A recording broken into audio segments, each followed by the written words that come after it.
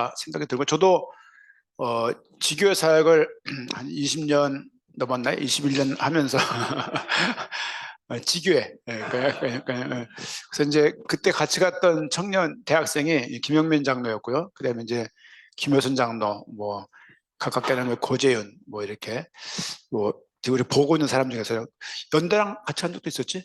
연세대학교도 우리 강천인가 춘천인가 어딘가 갔던 기억이 어렴풋이 나는 것 같기도 하고, 가평인가 어딘가 이렇게. 그래서 뭐 그리고 또 이제 우리 뭐 세종대 뭐 건국대 같이 갈 때 있었는데, 그때 막 류호연 집사하고 조아영이가 막 눈이 맞고 막 그랬는 게 결국 결혼을 했지만 그래서 뭐 함께 영원히 함께 갈 수 있는 건 영원히는 아니지만 부부밖에 없어요. 부부가 아니면, 부부도 헤어지는 판국에 뭐 친구 헤어지는 거야 뭐 일도 아니죠. 뭐 그래서 하지만 이 복음이라는 것을 안다는 것이, 청년의 생각해 보세요. 청년의 때 어릴 때 그 감정, 어릴 때 동네 친구들하고 평생 갈 것 같잖아요. 그렇지 않아요. 생각보다 제 친구들도 지금 어릴 때 친구들이 카톡에 지금도 그대로 있어요.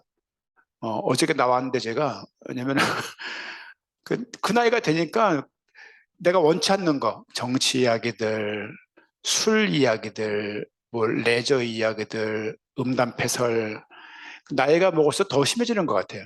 그래서 있을 수가 없더라고. 그래서 내가 결국 나오고 그랬는데, 근래 정치가 너무 심각해서 따로 방을 또 만들었어요, 이 친구들이. 근데 그 친구가 또 들어왔어. 그래서 거기서 또 정치 얘기 막 하고 편가르고 막 그러는 거죠, 이제.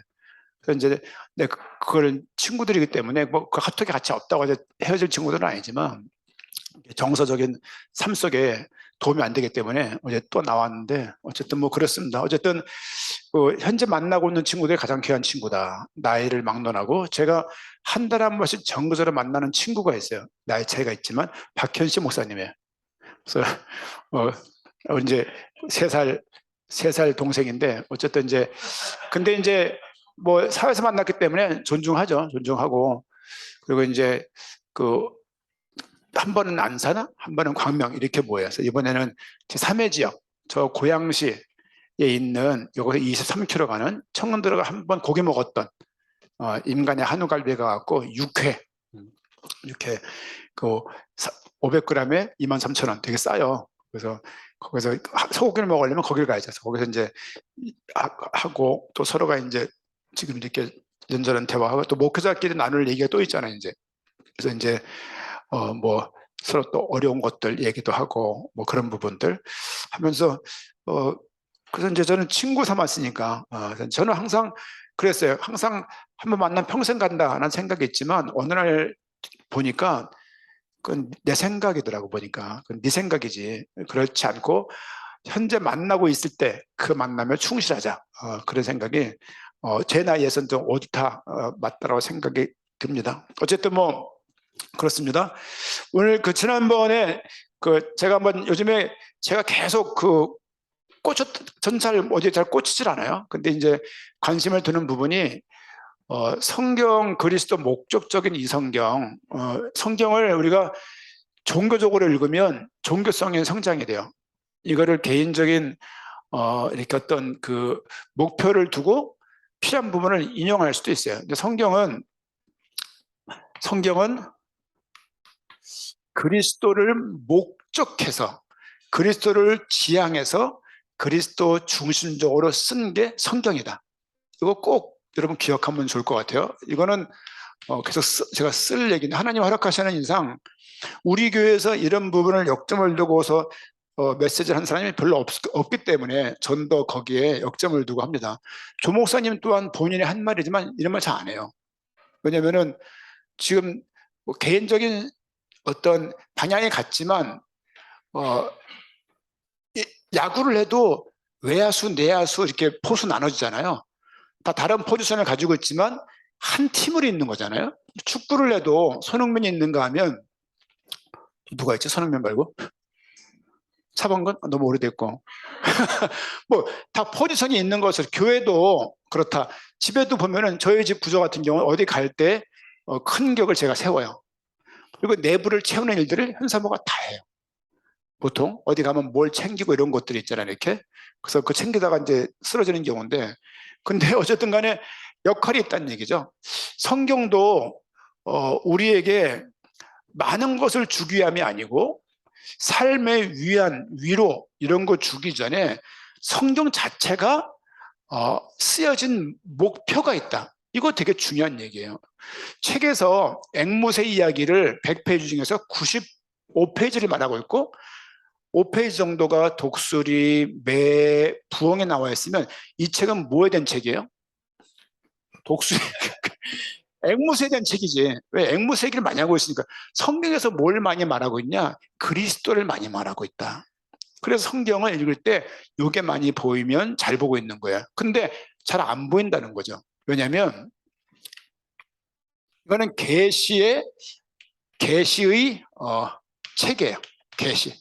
그러니까 계시란 얘기가 신비한, 믿음이라는 게요, 뭐 신비한, 뭐 환상적인 막 666, 막 그냥 바코드, 뭐 QR, 막 이런 식의 이상한 징조로 푸는 그런 이상한 비밀 코드로 교회를 뭐 넘나들면서 푸는 신비한 사람들도 있어요. 그건 교회에 항상 있던 사람들인데 옛날 제만 하더라도 뭐 오멘 이런 영화 보면 666 이게 무슨 악마의 표 그래가지고 여기 666 무슨 뭐 버거가 있더라고. 되게 맛있다는데 햄버거가 어쨌든 그러니까 그 계시 그런 계시를 말하는 게 아니고 계시의 내용이 누구냐? 계시 내용이 그리스도예요. 그리스도를 말하려고 쓰여진 책이야. 근데 이 내용을 사람이 적었지만 인간이 적었지만 이 모든 것을 주관하신 분이 누구냐면 하나님이죠. 하나님께서 이 내용을 주관하시기 때문에 인간이 적었지만 이 내용을 하나님께서 알게 하신 영역이에요. 계시라는 게 뭐냐면 이게 한문으로 10개 짜 보일시예요. 열어주니까 보이는 거예요. 장롱에 숨겨놓은 거 애들 모르잖아요. 장롱을 탁 열면 보이는 거죠. 아빠가 사탕을 숨겨놓은 거죠. 애들이 모르는 거죠. 그래서 아빠가 저녁에 와가지고 탁 꺼내주는 거죠. 숨긴 사람이 꺼낼 수 있는 거예요. 숨긴 자가 보일 수 있는 거예요. 그래서 성경 내용은 계시로 기록되어 있는데 특별 계시, 그러니까 특별하게 주신 계시물이 성경이다. 그 성경의 내용은 주로 그리스도를 중심적으로 이루어졌다. 이 얘기는 1부터 100까지 있는데 1부터 100까지 전부 그리스도를 말한다는 의미는 아니에요. 어디는 그리스도 말을 안 하고 있지만 이 말도 다른 문장과 연결되어서 그리스도를 예표하고 있는 문장이라는 것이죠. 그런 측면에서 보게 되어지면 우리가 성경을 어떻게 읽어야 될지가 좀 보여지는 것이고, 성경은 무슨 자리게? 한번 좀 성경은 이게 하나로 통해져 있어요. 이렇게 통하였느냐 이런 말 있잖아요. 창세기부터 요한계시록까지 쭉 꿰고 있는 한 라인이 있어요. 그게 뭐냐면 그리스도예요. 우리는 그리스도란 말을 이렇게 말을 해요. 이게 뭐죠 이게? 기독. 이게 기독교예요. 기독이 그리스도의 한문 표현이에요. 우린 기독교인이에요. 우린 그리스도인이에요. 우린 크리스찬이에요. 다 같은 얘기예요. 그런데 우린 기독교인인데 우린 그리스도인인데 그리스도를 교회가 잘 모르더라 이거예요. 이게 언밸런스예요. 이게 한국 교회가 전 세계 교회가 이렇다는 거예요.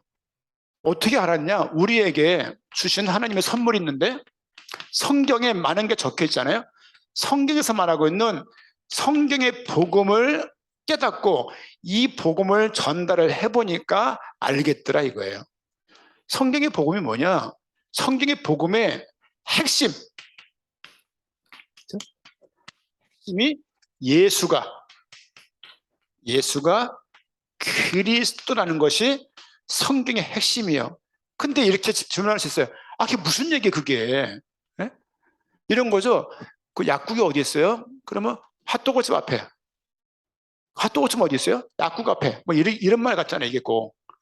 근데 실제 보게 되면 성경에서 말하고 있는 복음, 기쁜 소식, 복된 소식이 있는데 그 복된 소식이 뭐냐? 구약 성경 올드 테스트먼트를 보니까 구약 성경을 보니까 구약 성경에서는 메시아가 오신다는 게 주 내용인 거예요. 메시아는 다른 말로 그리스도 이렇게 말할 수 있어요. 메시아는 히브리어고 히브리어 아시죠 이거? 이게 메시아예요. 마샤흐 그래요. 이게 마샤흐가 메시아로 되어지고 그리스도는 우리가 아는 것처럼 이런 말이에요. 그렇죠? 뭐 하나 겨우 외운 건데 크리스토스 X란 말 많이 쓰는데 그래서 이게 히브리어고 이게 헬라어예요. 아람어. 그러니까 이게 메시아는 히브리어고 구약은 마샤 이렇게 표현하는 거예요. 이 뜻이 뭐냐? 뜻이 기름 부음을 받은 자란 얘기예요. 이 얘기는 설교 드렸던 것처럼 아까 거룩하다는 그 말을 가지고 있고 이 말의 의미는 선택했다, 구별했다, 위임했다는 말을 이 의미를 가지고는 단어라는 거예요. 그래서 출애굽 자체도 기름 부음을 의미하는 것이고 우리 개인을 구원한 자체도 선택했고 구별했고 위임했다는 의미가 담겨져 있기 때문에 우리에게 또한 기름 부음과 같다는 말이에요. 이해 가시죠? 그래서 그리스도인 기름 부음 받은 사람들이라고 말을 하는 거예요. 우리를 향해서. 그런 의미가 다 이렇게 한 가지 얘기예요. 구약은 메시아가 오실 것인데 메시아가 어떤 모습으로 올 것인데 그분은 제사장의 모습을 가지고 오신다고 기록되어 있어. 모세오경. 우리 대현이 보고 이제 모세오경 뭐냐고 물으니까 창세기, 출애굽기, 레신기 그러더라고요. 다행히 4개밖에 안 돼. 오경인데 뭐 웃고 말았는데 창세기, 출애굽기, 레위기, 민수기, 신명기에서 제사장을 유독 많이 강조하고 있어요. 유독. 그 선지자에게 안 하고 있냐? 하고 있어요. 모세와 같은 선지자 이런 말도 있고 어쨌든 간에 모세에게 하나님이 말씀하세요. 가서 전달해. 군대 이거 있죠? 전달! 그러면은 각 내부반마다 다 나오잖아. 지금으로부터 뭐 10분 뒤에 연병장으로 단독군장하고 모이라고 말하면 딱 자기 방에 듣고서 다 전파 이렇게 하잖아요. 맞지? 그렇게 맞지? 육군도? 공군인가? 육군인가? 공군 맞지? 공군이니까 다 있네. 육해공군이 지금 해군, 육군 다 있네 지금. 자 보세요. 그런 것처럼 모세에게 전달해. 이렇게 듣고 전달하는 역할이 선지자 역할이에요. 그래서 제사장 역할들은 모세경에서 보이고 있고 그 다음 구조가 역사서예요. 역사서 12권을 보니까 거기에서는 조선왕조실록에서 누구 말하고 있어요? 조선왕조실록에서는 왕의 이야기 말하고 있는 거예요. 백성들의 얘기는 일부를 다루지 원래 왕의 이야기를 주로 다루는 거예요. 역사서는. 마찬가지로 이스라엘 역대기 역사서에 보니까 왕에 대해서 말을 하고 있다는 것이죠. 그리고 선지서를 쭉 가다봐 보니까 선지서에도 선지자를 계속 강조하고 있다는 것이 보이는 거예요. 이거는 수없는 성경을 읽은 학자들에 의해서 정리된 내용이에요. 우리가 발견한 게 아니라 이미 신학계에 있는 얘기야. 이 얘기를 우리가 읽고서 동의가 되는 거죠. 아 진짜네 이렇게. 그래서 메시아가 어떤 역할을 할 것이냐? 제사장 역할을 한대, 왕의 역할을 한대, 선지자 역할을 한대. 그래? 그러니까 메시아가 뭐냐? 기름 부음을 받은 자라고요. 그 세 직분이 기름 부음을 받고 임명된 사람들이에요. 그러니까 이걸 보게 되면 메시아라는 얘기가요, 뭐 어마어마한 얘기도 아니야. 따져보면 이제 이미 그들 사회에서는 이미 일상으로 있던 이야기죠. 그래서 구약을 보게 되면 메시아 역할이 나오는 거야. 그런 제사장, 왕, 선지자로 오신다고 구약에서 말하고 있네. 아, 오실 메시아는 새 역할을 하겠네라고 우리가 구약 성경을 보고 정리를 신학계에서 많은 목사님들이 또 성경의 학자들이 이걸 발견을 하고 이미 써놓은 거. 이걸 이미 우리가 고백하는 것 뿐이죠. 우리도 읽다 보니까 이렇게 보이는 거죠. 카톨릭에서는요, 교황청에는요, UFO 연구팀들이 있어요. 어떻게 생각하십니까, 이거를? 개신교에서는 그걸 웃지만 그 사람들은 하나님 모든 창조했는데 지구만 창조했겠냐? 모르는 뭐가 있지 않겠냐? 뭐 그것도 일리가 있어 보여. 어쨌든 간에. 어쨌든 간에 알 수 없는 영역이니까 신약 성경을 보니까요. 이 메시아가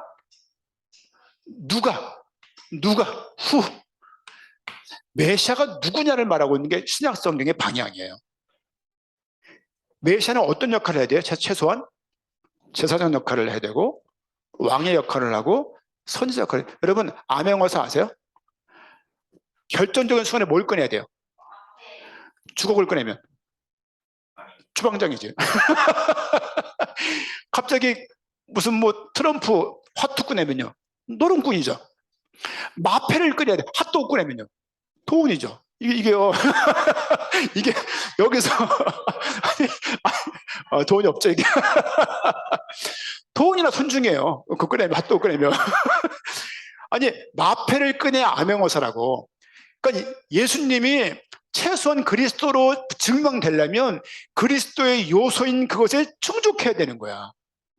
근데 그의 삶을 보니까 이게 12강 중에서 6강인가요? 예수님의 삶, 이게 6강이에요.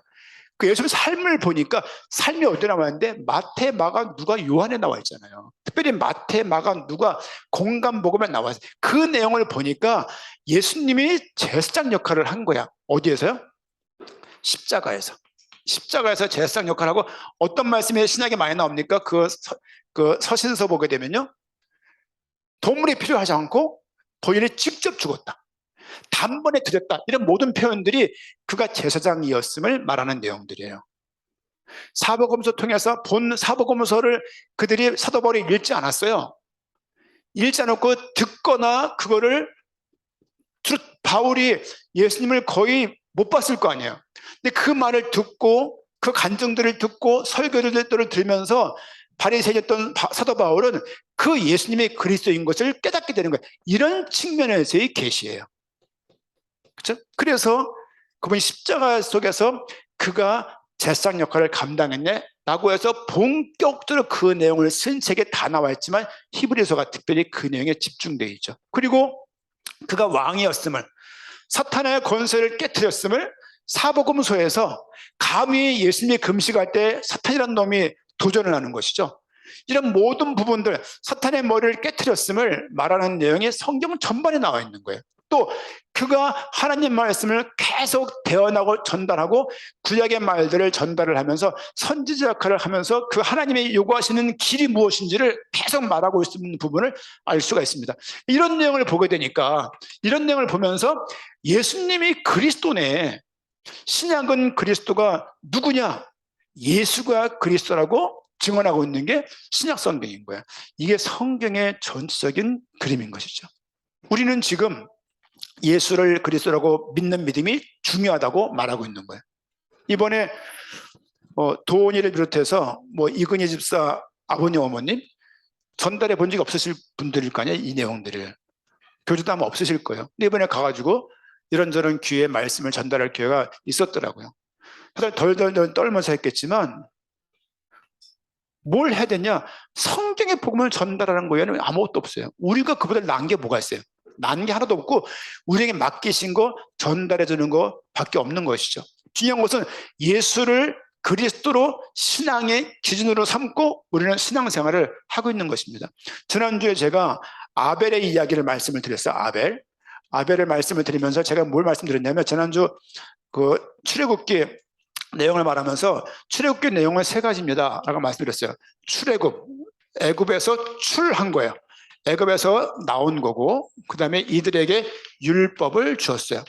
이거 참 신기한 귀한 얘기예요. 율법을 지켜서 그들을 구원한 게 아니다. 그들을 구원한 후에 그들이 죄인인 것을 알게 하셨다.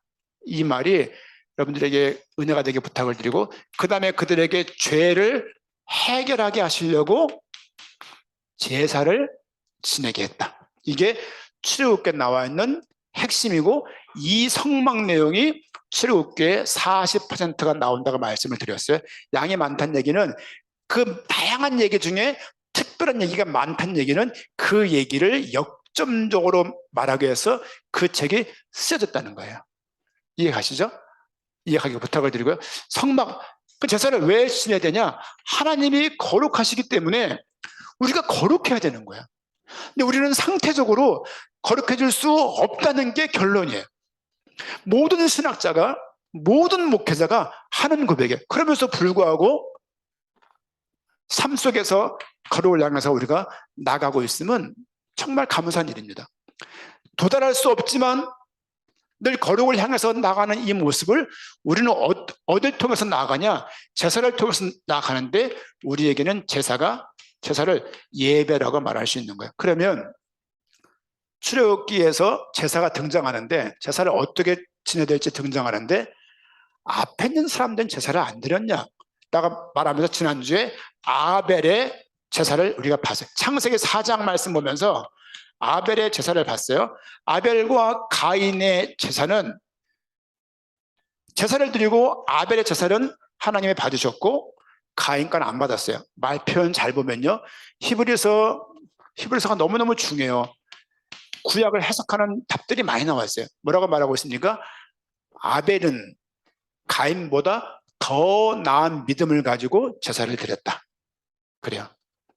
하나님은 아벨과 그의 제물을 받았다. 하나님은 가인과 가인의 제물을 안 받았다라고 되어 있어요. 가인만 안 받은 게 아니라 가인의 제물까지 안 받은 거예요. 아벨은 아벨만 받고 아벨의 제물을 안 받은 게 아니라 아벨과 아벨의 제물까지 받은 거죠. 아벨은 동물 치는 동물 키우는 뭐라 그래? 그걸 목축업이라 그러나? 했었고 가인은 농부예요. 농부가 곡식 드리는 게 뭐가 흠이 돼요. 한때 우리 어른 목사님들은 피를 안 들었기 때문에 안 받았다는 말이 있는데 무리가 있어요. 왜냐하면 일벌로 보게 되면 곡식으로 드리는 제사가 있어요. 그걸 보면 이건 아닌 것 같아. 히브리서에서 뭐라고 말하고 있습니까? 더 나은 믿음을 가지고 아브라함이 제사를 드렸다 그래요. 제사는 예배예요. 제사의 쉬운 말로 성공 여부는 믿음에 달린 거예요. 믿음으로 드리는 예배냐 아니냐 그 차이라는 거예요. 아마도 가인이 아벨보다 더 많은 양의 더 많은 가치의 더 큰 액수의 제물을 드렸을 수도 있습니다. 하지만 하나님 보시기에는 믿음이 아벨이 더 믿음 있는 예배를 드렸다라고 신약에서 답을 딱 구약에서는 잘 몰라요. 이런 말들이 신약에서 답이 딱 내려지는 거예요. 아, 그랬구나. 그렇죠? 예배는 믿음으로 드리는 거예요. 아, 아벨과 가인도 아담한테 뭘 들었을까요? 아빠, 아들아, 잘 기억해. 아빠, 엄마가 범죄했을 때 하나님께서 가족 옷을 해입혔다. 이런 사건들. 하나님께서 우리를 창조했다. 이런 얘기들을 했을 거 아니에요. 여러분, 보통 부모님들이 그 부모님의 중요한 기억들을 자식에게 말해주잖아요. 그렇죠? 우리 애들에게도 얘기해줘요. 엄마, 아빠 결혼기념일이 언제지? 야, 26일이잖아. 26일이야. 이럴 수 있지 뭐. 배신감 느끼네. 아버지가 결심하네. 이거죠. 이런 것들을 주로 알잖아요. 정상적인 가족이면은 부모 그런 걸 알 거 아니에요. 예를 들면 부모가 했던 기억들, 아팠던 기억들, 큰아빠가 어떤 사람인지, 할아버지 어떤 사람인지, 할아버지가 함경남도 홍원군 홍원면에서 흥남무덕가 함흥 이렇게 말하거든요. 애들 다 그 기억하는 거예요. 중요한 기억이니까 전달해 주는 거. 우리 전주 최씨고 대대로 북한에 살았고 본가는 전주 최씨 평안도공파 몇 대성이더라. 족배림이 빠져있더라. 기억해라. 숭례문 남대문은 조상들이 지은 거다 등등등 얘기를 우리가 하고 있잖아요. 우리끼리 이렇게 가족끼리 이렇게 남대문 불탈 때 저 우리 건데 이런 말 우리가 했었거든요. 이런 얘기를 가족에게 공유하는 그렇게 얘기해 주는 거예요. 아담과 하와도 아벨과 가인에게 이런 말을 해줬을 것이다. 그런데 장남했던 가인은 어떤 용모인지 모르겠지만 하나님 앞에서 더 나은 믿음을 가지고 드렸던 아벨보다는 믿음 없이 드렸는지는 모르겠지. 말라기 보면 알 수 있어요. 말씀드렸죠?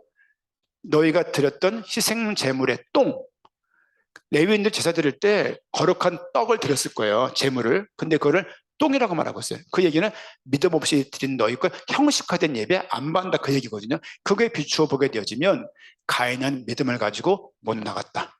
더 나은 믿음을 가지고 나갔어야 됐는데 제사 예배를 실패했으면 어떻게 하면 돼요? 다음에 잘 들으면 되지. 동생 죽일 일이야? 철륜이하고 나랑 예배 드렸어. 나라니까 예배 받고 철륜이니까 안 받았어. 나라니까 철륜이 죽일래 봐요. 얼마나 오래 걸리겠어. 가능할지도 모르겠고 오히려. 이런 일이 벌어지는 거예요. 아니 제사를 또 드리면 되지 왜 그 동생 죽일 일이 벌어지냐고. 그 자체가 어떤 믿음이었는지 알 수 있는 거예요. 어떤 상태인지 알 수 있는 거죠. 그런 부분을 말씀드렸고, 두 번째는 뭐가 나오냐면 노아 얘기가 창세기 8장에 나와요. 방주에서 내린 다음에 하나님께 제일 먼저 한 게 뭐냐? 흠없는 동물을 골라서 번제를 드려요. 번제가 있었구나, 형태를 알 수 있어요. 그렇죠? 그리고 세 번째 아브라함인데요. 아브라함. 저는 아브라함이 굉장히 중요하다고 생각하는 사람이에요. 그래서 야, 너무 중요하구나. 야, 이런 걸 나한테 알게 하시니. 책을 보기 시작하니까 이미 다 알던 거야, 사람들이. 그래서 아, 나만 한 게 아니구나 생각했는데, 아브라함이 창세기 뭐 12장, 뭐 15장, 뭐 17장, 22장에 전반적으로 나오는데요. 아브라함에게 어떤 제사를 요구합니까? 하나님께서 아들 이삭을 드려라. 인신제사, 이방인들에게 있는 사람을 잡아서 제사를 드려서 신의 화를 달래는 이런 그 제사가 있었거든요. 하나님이 이때 이삭 받았으면요, 끝났어요. 이거는 기독교 안 생겼습니다. 하나님이 이삭을 죽일 리가 없죠. 한번 보겠습니다. 오늘 요거 읽고서 말씀 정리해야 될 것 같은데, 창세기 22장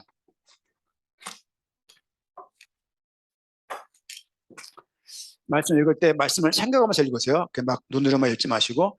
22장 제가 한번 읽을게, 따라와 보세요. 22장 2절 말씀 보니까 여호와께서 22장 2절 이르시되 내 아들 내 사랑하는 독자 이삭을 데리고 모리아 땅으로 가서 내가 내게 일러준 한 산 거기서 그를 번제로 드리라. 아브라함의 고민을 적고 있잖아요. 아브라함이 아침에 일찍 일어나 나귀의 안장을 지우고 두 종과 그의 아들 이삭을 데리고 번제 쓸 나무를 쪼개요. 보세요. 번제할 때 뭘 준비될지를 이미 다 알고 있는 거예요. 그냥 그게 뭔데요? 묻지 않고 순종하자. 이미 알고 있었다, 진행되고 있었던 어느 제사였으면 알 수 있는 것이죠. 쪼개어 가지고 떠나 하나님이 자기에게 일러준 주신 곳으로 가더니 제3일에 아브라함이 눈을 들어 3일 동안 걸어간 거죠. 그곳을 멀리 바라본지라. 한참 걸어간 거예요. 고민 꽤나 됐지 않았겠습니까? 5절 같이 읽읍시다. 이에 아브라함이 종들에게 이르되 너희는 나귀와 함께 여기서 기다리라. 내가 아이와 함께 저기 가서 예배하고 우리가 너희에게로 돌아오리라 하고. 이 말씀이 기가 막힌 말씀이에요. 잘 보세요. 아브라함이 종들에게 말했어요. 너희는 여기 있어. 내가 아이와 함께, 이삭을 아이라고 말하자, 아이와 함께 저기 가서 예배하고 우리가 아브라함과 아들 이삭과 너희에게로 돌아오겠다. 이삭을 드리라고 말하는데 이삭과 함께 오겠다는 말 표현들을 어떻게 생각하세요? 신약에서 뭐라고 해석하고 있습니까? 아브라함은 죽여도 이삭을 살릴 것으로 믿었다라고 표현하고 있어요. 이런 구절 때문인 거예요. 이해 가시죠? 무슨 말인지. 이게 예배하고 우리가 너희에게로 돌아오리라.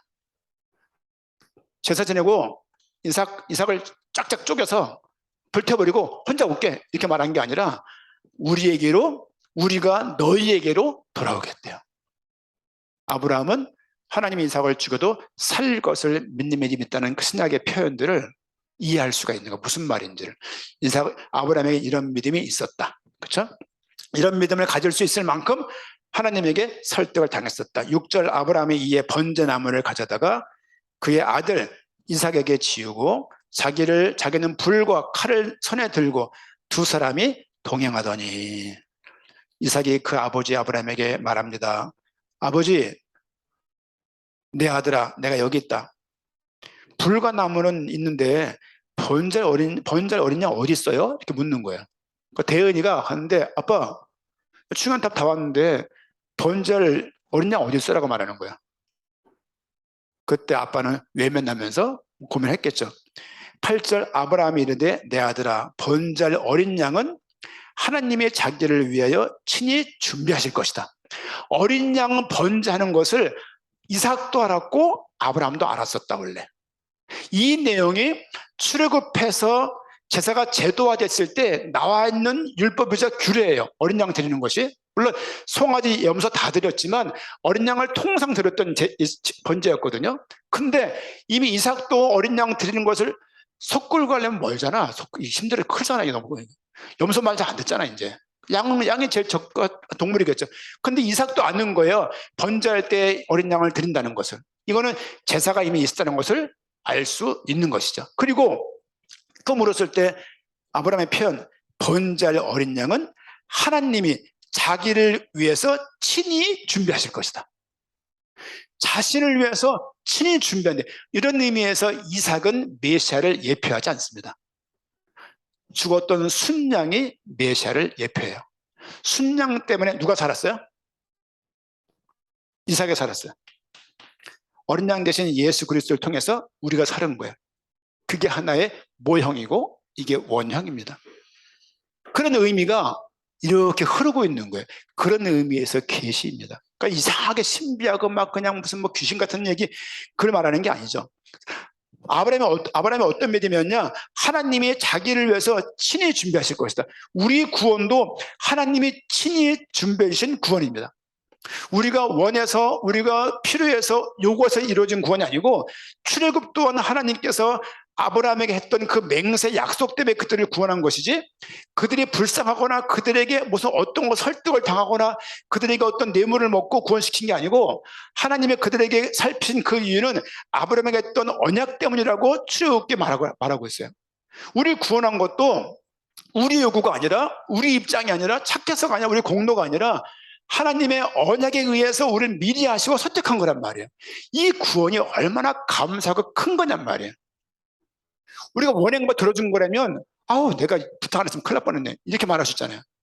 그런 게 아니라 구원도 모르고 하나님에 대해 전혀 감감하고 아무것도 모를 그때 이 내용을 알게 하신 거예요.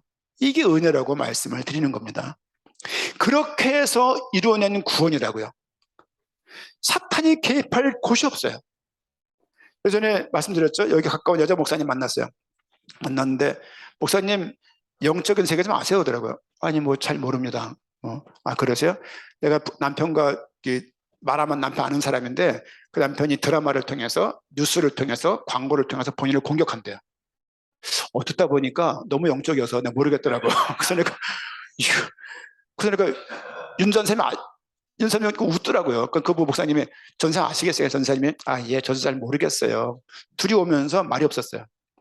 전사님, 예 목사님 도라이죠? 이렇게 웃었는데 그게 무슨 영적인 얘기야 그게. 그런 식의 신앙이 아니에요. 얼마나 복음이 명료한 것이고 얼마나 칼 같은 것이고 얼마나 선명한 것이고 얼마나 위대하고 큰 것인가를 모르는 얘기예요. 그러면서 상업지금 맨날 전도를 매일 다닌대요. 하루에 4시간씩. 이거 어떻게 하냔 말이에요 이거를. 그 하나 한마디에 내가 동의할 수가 없는 거예요. 그래서 집안에 교회를 꾸며놨는데 야 이거를 어떻게 말을 해야 될지 이거를. 이게요 하나님께서 우리 주신 은혜가 정말 큽니다. 13절 시간 때문에 보면 13절 11절 아브라함아 하시는지라 아브라함이 이르되 내가 여기 있나이다 하니까 하나님께서 경외하는 자 안다고 말을 하면서 13절에 순양을 준비했음을 알 수가 있습니다. 이 순양이 메시아를 예표합니다. 성경은 모형과 원형으로 구별되어 있어요. 여러분 지금 보세요. 제사 제도가 생기기 전에 이미 제사가 있었다. 제사는 인간의 죄를 사하는 하나 허락하신 과정이에요. 제사를 통해서 희생된 그 동물은 메시아를 예표합니다.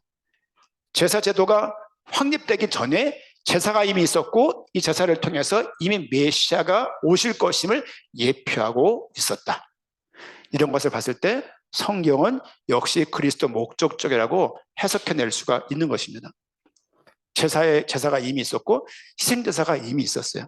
아담과 하와 때부터 가죽옷을 해입히셨고 동물이 희생됐고 희생된 동물들이 계속 흐르고 있는 거예요. 그 맨 끝에 예수님이 그리스도로 딱 서 계신 거예요. 이런 내용 볼 때 구약의 엉뚱한 내용과 신약의 그리스도의 죽음과 연결되어 있다는 것을 발견을 하는 거예요. 아 그리스도 목적적이구나. 이런 부분이 우리에게 좀 부유하게 얻어져야 돼요. 그래야 거기서 참 믿음을 가지고 살아갈 수 있어요. 안 그러면 체험적인 믿음을 갖게 돼요. 내가 좋을 땐 좋고 나쁠 때 하나님 안 계시는. 구름이 가려면 해가 안 보이면 해가 없고 해가 뜨면 해가 있는 그런 게 아닙니다. 해가 안 보도 해가 있는 것처럼 하나님께서 내 인생과 상관없이 우리를 주도하시고 자기가 친히 자기를 위해서 준비하신 그 구원을 이루어 나가시는 것을 믿는 것이 믿음의 내용이에요. 동서적인 믿음은 두 번째 문제예요. 믿음에서 믿음으로. 그 믿음은 먼저 하나님이 하신 그거에 대한 인정이에요. 그거에 대한 신뢰고 그거에 대한 어떤 사모함이죠. 그 가운데 동서적인 믿음이 주어지는 것이고 필요한 것입니다. 우리는 거꾸로 생각하는 것 같아요. 내가 믿지 않으면 곧장 저주받고 구원은요 확정적인 것이고 최종적인 것이면서 보장적인 것이에요. 여기에 믿음을 두지 않으면 내 모습 때문에 왔다리 갔다 하는 겁니다. 그거는 그거 가지고 당대 세계복음을 하기는 어렵습니다. 주신 구원이 우리에게도 깨달아지는 은혜가 있기를 부탁을 드리고 이미 성경을 보는데 작은 기록이지만 그리스도의 희생이 계속 보여지고 있다. 점 같지만 그것이 그리스도의 죽음까지 연결되어 있음을 발견하고 성경을 통해서 힘을 얻는 청년들 되기를 부탁을 드립니다. 기도하겠습니다. 하나님 감사합니다. 청년들에게 믿음을 주옵소서. 성경을 알아가게 하시고 내 식대로 원하는 방법대로 원하는 취향과 기호대로 성경을 읽어나갈 것이 아니라 그리스도 목적적으로 성경을 읽어나가게 인도하여 주옵소서. 청년들에게 능력을 주시고 성령의 충만한 가운데 인도받는 한 주간 되도록 역사하여 주시고 또 필리핀사에 동참한 청년들에게 믿음과 은혜와 불꽃을 볼 수 있는 귀중한 시간 되도록 함께하여 주옵소서. 이제는 다시 오실 예수 그리스도의 은혜와 하나님의 사랑과 성령님의 인도하심이 주의 말씀을 의지하고 말씀 가운데 이끌리며 인도받기 원하는 모든 청년들과 삶의 현장 위에 지금으로부터 영원까지 항상 함께할지어다. 아멘.